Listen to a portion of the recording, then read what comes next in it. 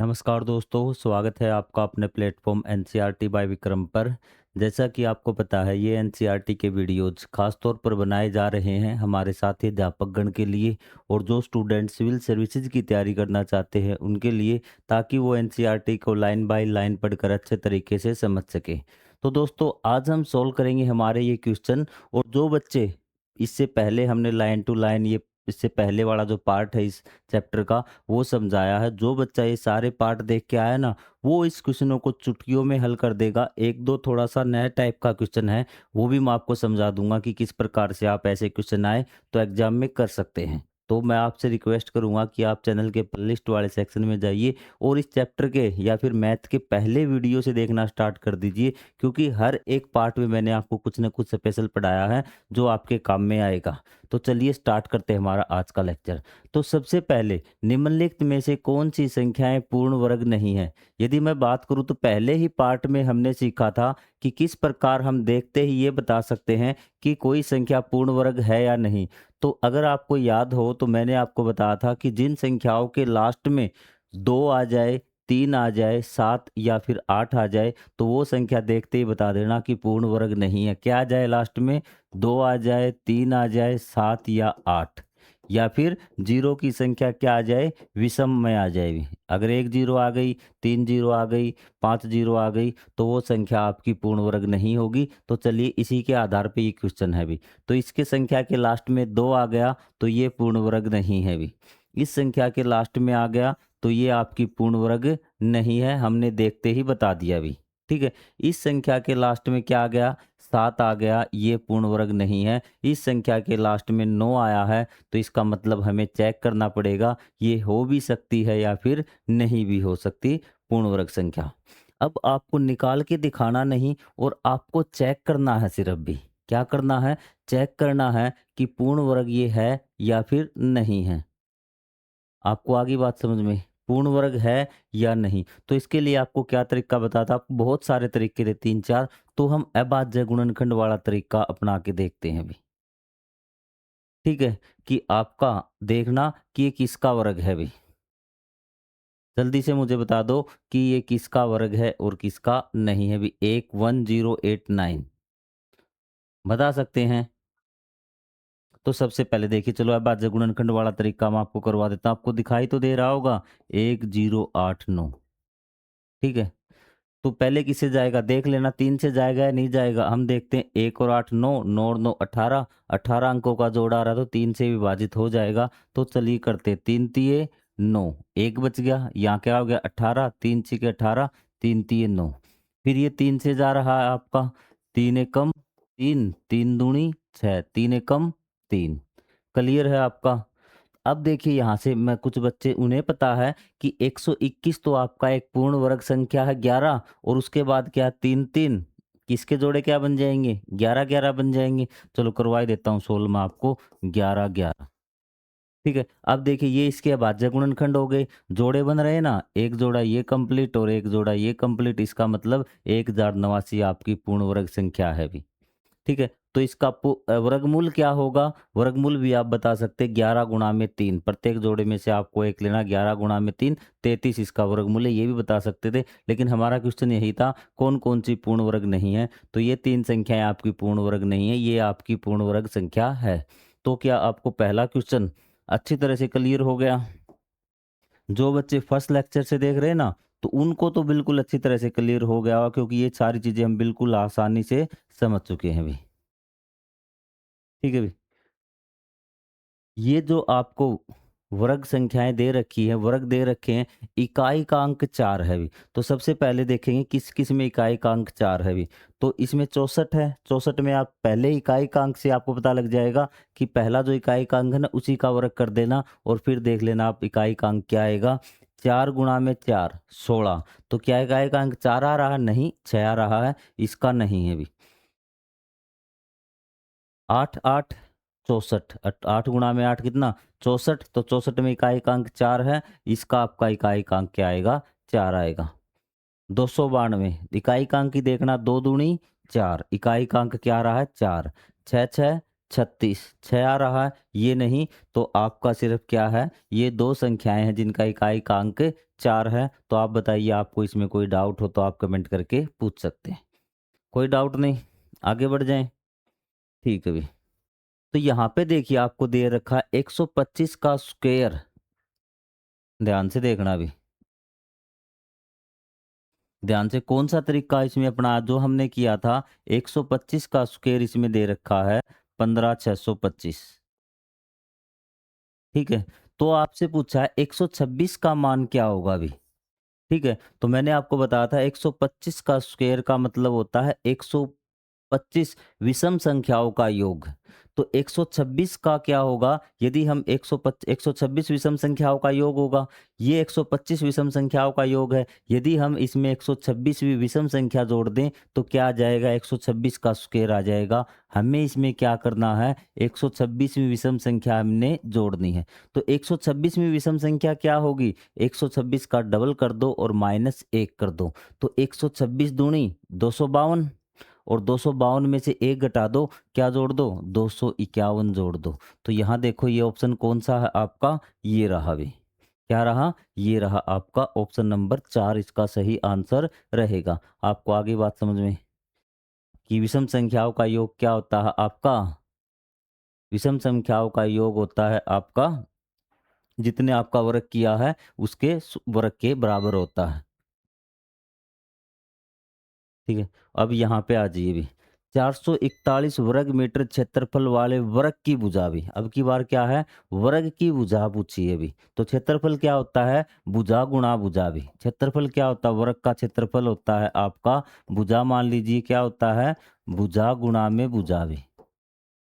तो मतलब ये क्या हो गया, भुजा का स्क्वायर। क्या हो गया, वर्ग का जो क्षेत्रफल होता है ना वो क्या होता है, भुजा गुणा में भुजा होता है। तो भुजा का क्या होता है, उसी संख्या को उसी संख्या से जब हम स्वयं से गुणा करते हैं तो उसका हमें वर्ग प्राप्त होता है भी। एक बार थोड़ा सा लाइट चली गई तो आपको बोर्ड तो साफ नजर आ रहा होगा, हो सकता है कि मेरी स्कल आपको थोड़ी सी धुंधली नजर आ रही हो। तो आपको मुझसे मतलब नहीं रखना है, आपको बोर्ड से मतलब रखना है। तो भुजा का स्क्वायर कितना दे रखा आपको, 441। कितना दे रखा है, 441। अब आपको इसको क्या करना है, इसका मतलब ये किसका वर्गमूल क्या है, इसका वर्गमूल क्या है। तो 441 का वर्गमूल क्या आएगा अभी, आप उसी तरीके से अपना सकते हैं। ठीक है, तो आप इसके अभाज्य गुणनखंड करना, क्या करना, अभाज्य गुणनखंड इसके करना भी, या फिर करके दिखाऊं। आप कहेंगे सर करके ही दिखा दो भी, जब इतना कष्ट कर लिया है तो ये भी करके दिखा दो भी। 3 से जा रहा है, 3 एक कम 3, 3 चौके 12, सॉरी 3 एक कम आएगा, 3 एक कम 3, 3 चौके 12, 3 सते आपका 21। ठीक है, फिर किस पे जाएगा ये, फिर 3 पे, 3 चौके 12 और 3 नीम 27। यहाँ कुछ ना कुछ गलती हुई क्या, 3 एक कम 3, 3 चौके 12,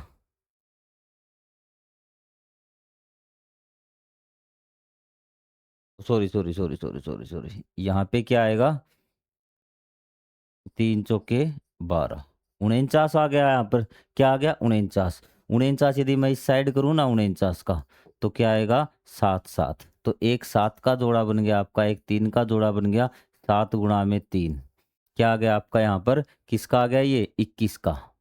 किसका आ गया, 21 का। तो भुजा की लंबाई कितनी हो जाएगी आपकी, 21 सेंटीमीटर आपकी हो जाएगी। कितनी हो जाएगी, सॉरी सेंटीमीटर नहीं मीटर, क्योंकि क्षेत्रफल आपका मीटर दे रखा है तो भुजा भी किस में आएगी, मीटर में ही आएगी। अब ये जो क्वेश्चन है भी, ये दोनों क्वेश्चन 5 और 6 के थोड़े से आपके मुश्किल हैं, थोड़े से क्या है, मुश्किल हैं। और आपका ये नया पीछे आपके जो आपने एक्सरसाइज की थी उसमें ये नहीं आए थे, ये नए प्रकार का क्वेश्चन आया है, नया टॉपिक है। तो इसको समझने की कोशिश हम करते हैं अभी। ठीक है, आपको क्या कह रखा है, इसने कहा कि वह छोटी से छोटी संख्या वर्ग संख्या ज्ञात करनी है 4 9 और 10 से विभाजित हो। तो सबसे पहले तो आप वर्ग को छोड़िए, सबसे वह संख्या ज्ञात कीजिए जो 4 और 9 10 से विभाजित हो जाए, भाग चली जाए ऐसी संख्या। अगर ऐसी संख्या आपको ढूंढनी है सबसे छोटी, वर्ग संख्या की बात नहीं कर रहा मैं, पहले आप सबसे छोटी संख्या निकालेंगे जो क्या है, इन तीनों से भाग हो जाए भी, तो वो संख्या होगी इनका एलसीएम। क्या होगी? वो इनका एलसीएम। क्या आपको एलसीएम लेना आता है? लघुत्तम समापवर्तक लेना आता है आपको? लघुत्तम, तो लघुत्तम में लेने का तरीका मैं आपको बता देता हूँ आपको। 4, 9 और आपका 10। 2 संख्याएँ 2 से जा रही है, हमें सभी से मतलब नहीं, कम से कम 2 संख्या किसी एक से भाग जानी चाहिए। 2 दूनी 4, 9 का 9, 2 पंजे 10। ये आपका हो गया बस, एलसीएम आ जाएगा। बाकी तो नहीं जा रही ना, ये 2 से जा रही है, 3 से, ये 5 से। 2 दूनी 4, 4 पंजे 20, 20 नीम 180। 20 नीम कितने आ गए? 180 आ गया इसका एलसीएम। क्या आ गया? 180। एलसीएम निकाल लिया। तो यह वह छोटी से छोटी संख्या है जो इन तीनों संख्याओं से भाग चली जाएगी। आप इसको 2 से भाग दोगे, 2 से भाग हो जाएगी। 9 से भाग दोगे, 9 से भी हो जाएगी। और 5 से भाग दोगे, 5 से भी हो जाएगी। तो आपने सबसे छोटी संख्या निकाल ली जो इन तीनों संख्याओं से विभाजित हो जाएगी। लेकिन आपको बोल क्या रखा है कि आपको बोल रखा वर्ग संख्या। क्या बोल रखा है? वर्ग संख्या आपको निकालनी है अभी। क्या निकालनी है? वर्ग संख्या आपको निकालनी है। अब वर्ग संख्या बनाने के लिए आप क्या करेंगे? आपको तरीका मैं आपको बता देता हूँ।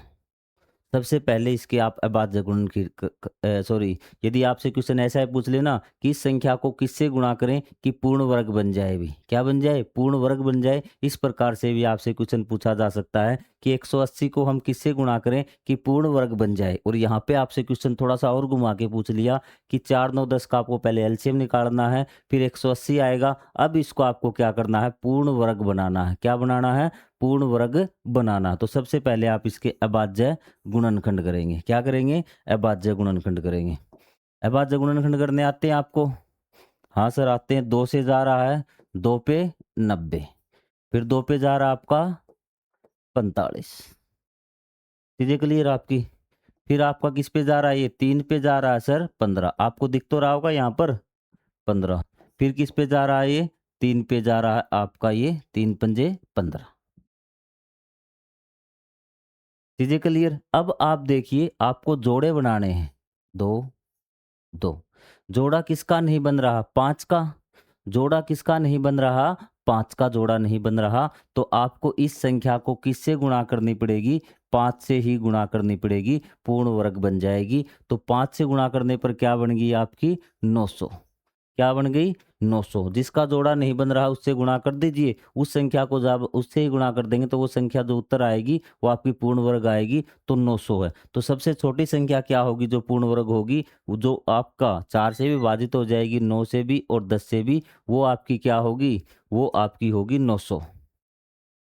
क्वेश्चन समझ में आ गया क्या पूछा? ये ऐसे भी पूछ सकता है कि वह संख्या बताइए कि इसको जिससे गुणा करें तो पूर्ण वर्ग बन जाए। तो आपको यही तरीका अपनाना है और ऐसा ही क्वेश्चन आपको अगला दे रखा है जो अब हम सोल्व करेंगे भी।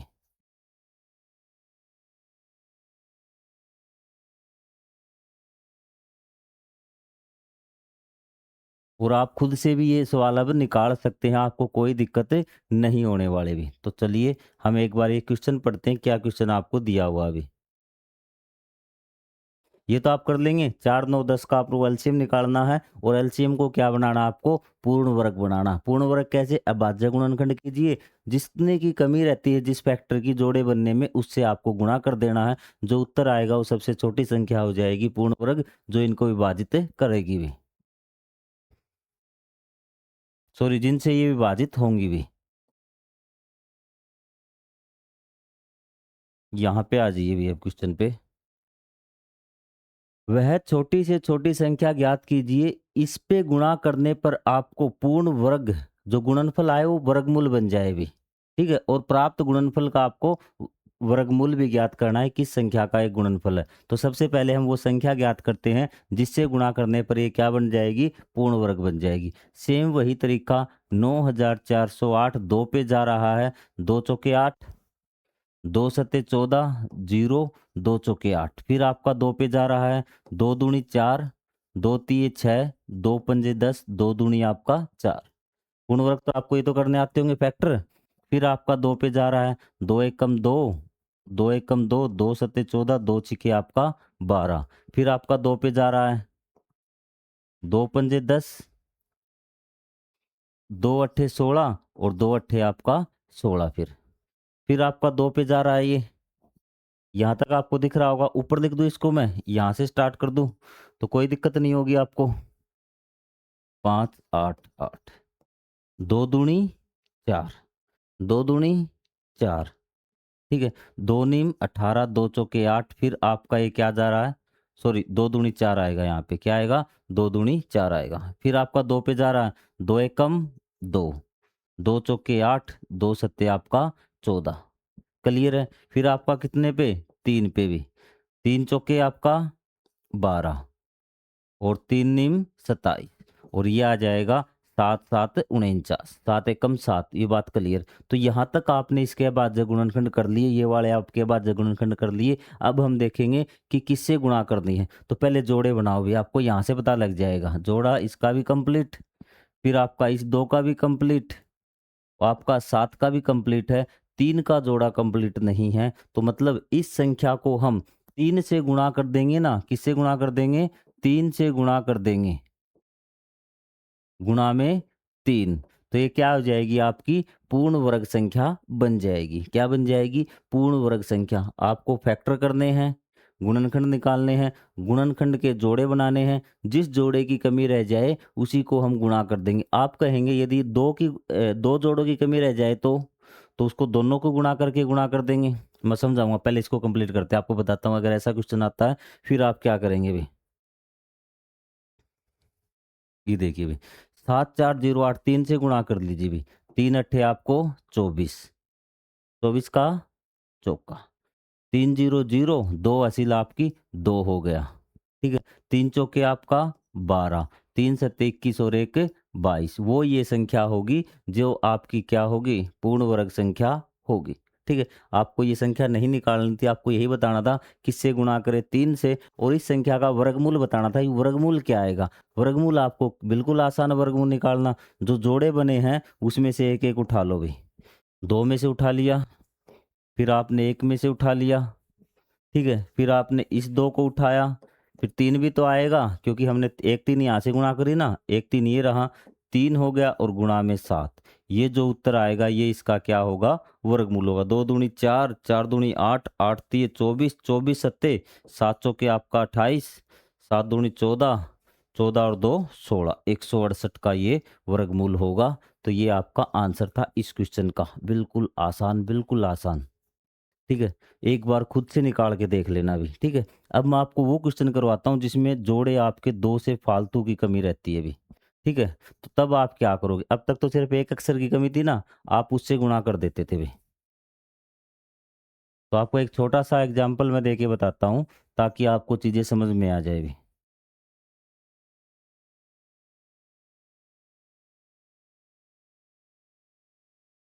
ध्यान से देख लेना। आपसे पूछे किससे गुणा करे भी, आपसे पूछे 14 को किससे गुणा करे कि पूर्ण वर्ग बन जाए भी। तो जब आपने 14 के फैक्टर किए तो 2 सत्ते 14, 2 और 7 ही आया आपके अभाज्य फैक्टर। तो आपको किससे गुणा करनी पड़ेगी? सर 2 का जोड़ा बनाने के लिए हमें 2 से गुणा करनी पड़ेगी और 7 का जोड़ा बनाने के लिए हमें 7 से गुणा करनी पड़ेगी। तो टोटल आपको किससे गुणा करनी पड़ेगी? 14 को 14 से ही गुणा करनी पड़ेगी, तब आपकी पूर्ण वर्ग संख्या बनेगी भी। यदि भाग देने की बात आए, भाग देने की बात आए तो जितने जोड़े एक्स्ट्रा हैं उनसे हम भाग दें भी। आपसे उल्टा करके पूछ सकता है कि इस संख्या को हम किससे भाग दें कि पूर्ण वर्ग बन जाए। तो ये आपकी ये थी ना, किसकी कमी थी? 2 की और 7 की कमी थी। 2 सत्ते 14, 14 से हम भाग करेंगे तो ये आपकी क्या हो जाएगी? पूर्ण वर्ग बन जाएगी। भाग वाली एक एग्जाम्पल और देख लो भाई। गुणा में भी वही, भाग में भी वही आएगा भी। उसी से भाग देंगे, उसी से हम गुणा करेंगे पूर्ण वर्ग बनाने के लिए। आपको टेंशन नहीं लेनी है भी। पहले 50 को देखिए भी, 50 को पूर्ण जोड़े बनाइए भी।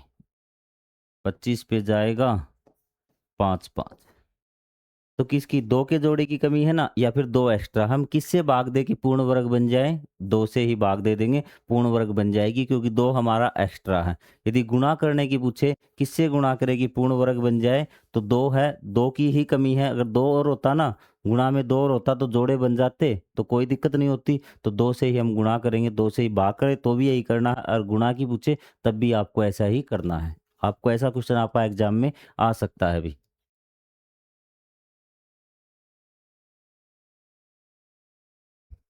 अब ये भाई, ये वाला तो मैंने आपको स्पेशल टॉपिक करवाया था भाई, ठीक है, और इसका तो आपको शॉर्टकट याद भी होना चाहिए भाई। निम्नलिखित संख्याओं के वर्गों के मध्य कितनी संख्याएं हैं? यदि आपको क्रमागत वर्गों के मध्य संख्याएं पूछ रखी है तो आपको क्या करना है, जो बड़ा है उसका आपको डबल करना है और उसमें से 2 माइनस करना है। 16 और 17 के बीच प्राकृत संख्याएं क्या होगी? 17 गुणा में 2 और माइनस 2। 17 दूनी 34, 34 में से 2 गया आपका 32 होगा भी। 99 और 100 के बीच में आपका 100 दूनी 200, बड़ा है उसका क्या करना है, आपको डबल करना है और माइनस क्या करना है, 2, 198 आपका हो जाएगा। चीजें क्लियर? कोई डाउट नहीं है? तो मैंने आपको स्पेशल समझाया भी था अभी, शायद ये तीसरे पार्ट के स्टार्टिंग में मैंने आपको समझाया था। यदि निम्नलिखित वर्गों के मध्य कितनी संख्याएं हैं, कितनी संख्याएं, ये निकालने के लिए भी। अब आपको क्या विलुप्त संख्या ज्ञात करनी, पैटर्न ढूंढना है। इसमें क्या पैटर्न, क्या है पैटर्न? तो अगर पैटर्न देखें तो 1 दूनी 2, 2 तिये 6, 3 चौके 12, 4 पंजे 20, तो 9 दाए क्या आ जाएगा यहाँ पे 90। पैटर्न क्या है, 9 दाए 90 पैटर्न था हमारा। और यहाँ क्या है देखिए भी, 6 और 2 और 1 3, 6 और 1 7, 12 और 1 13, 20 और 1 21, 90 और 1 91। बात खत्म, आपका पैटर्न कंप्लीट। पैटर्न ही तो आपको ढूंढना है, पैटर्न में आपको कोई रूल नहीं लगाना। ये जिस तरह से पिछली संख्याएं घटित होती आ रही हैं वैसे ही आपको आगे वाले भी करना है। 2 1 दूनी 2, 2 तिये 6 था, 3 चौके 12 था, 4 पंजे 20 था, तो हमें पता कि 9 दाए क्या होगा 90 होगा।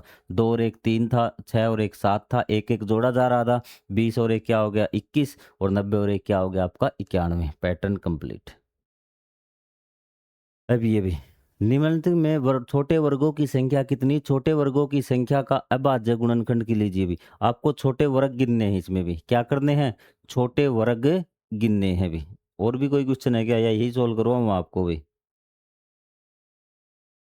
उसके बाद तो हमारी घन संख्याएं स्टार्ट होंगी, कल हम घन संख्याएं करेंगे। अब ये क्वेश्चन देख ली, इसमें छोटे वर्ग गिन लीजिए भी।